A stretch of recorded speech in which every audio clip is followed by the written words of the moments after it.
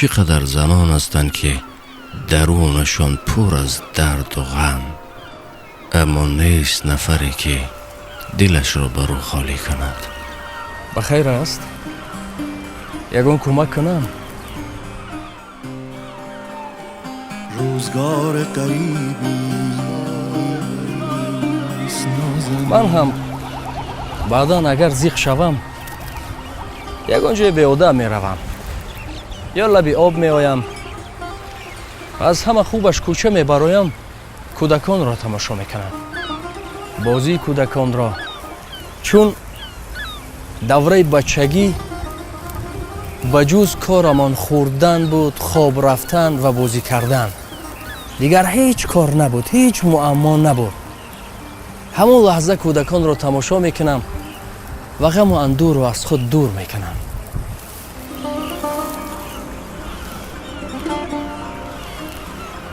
و فکرم یگان معمای بزرگ دارید. روزگار غریبی است نازنین،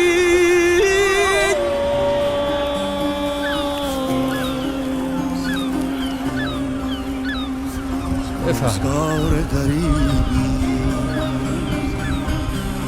است روزگار.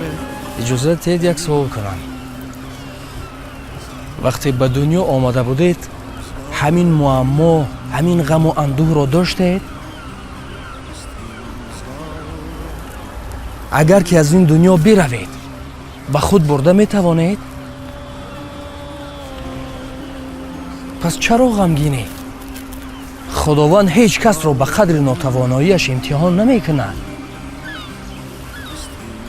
پروردگار سازنده ما است و هر مصیبتی که بالای ما می آید به حکمت نیست.